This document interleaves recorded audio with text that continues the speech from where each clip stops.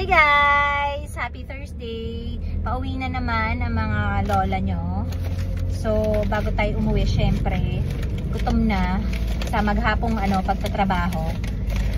And para pagdating natin sa bahay, ayoko kasi yung minsan gusto ko kasi yung pagdating ko sa bahay, matutulog na lang ako. Kumustahin ko yung mga anak ko, konting chika-chika, tapos diretsong pahinga na. So, ang ginagawa ko, pag may dala kaming sasakyan, bumibili na ako ng merienda.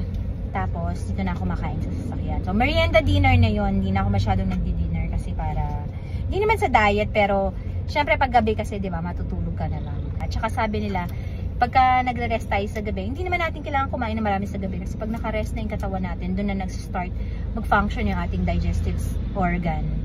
No?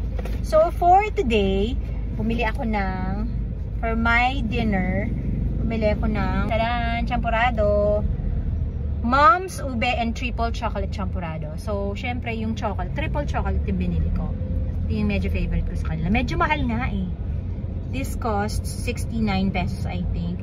Tapos, lang siya yung regular na champurrado na may milk. Evap milk. So, dun na lang tayo sa pinakamura bilang nagtitipid tayo at masyadong mahal ang presyo ng mga bilihin. Tapos, syempre, yung aking darling, binilang ko din ng shawarma. Kasi alam nga naman ako lang yung kumakain, diba? So, ito. Favorite niya ito. Tsaka ng mga anak ko. Ito. Shawarma. Donor bites. Bulilit shawarma. Shawarma pita ang tawag dito. So, 40 pesos lang yan. May additional cheese. May extra cheese for 15 pesos. Mabubusog na siya yan. And yung mga anak ko, dahil gusto din nila yung binila ko na lang din ng pasalubong. Tara! Kain tayo guys! Kain tayo! Tara, kain tayo! Harap! Yummy!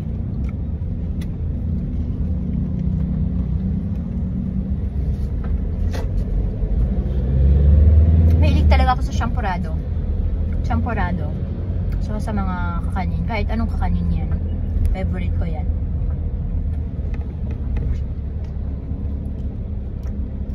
Any time of the day, makain ako ng champurrado. Umaga, tanghali, gabi.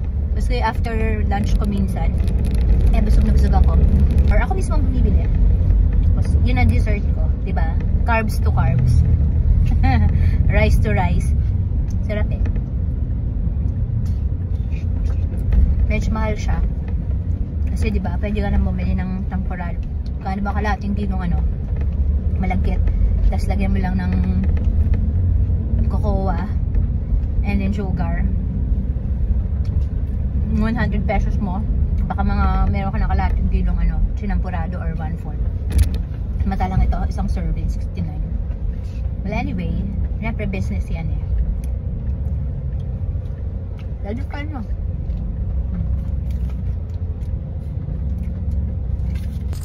Ayan, habang traffic, nandito tayo sa may bandang Kalayaan Avenue. Habang traffic, may merienda tayo. No? O ayun, so naubos na nga natin yung champurrado natin. Busog na naman ng tita.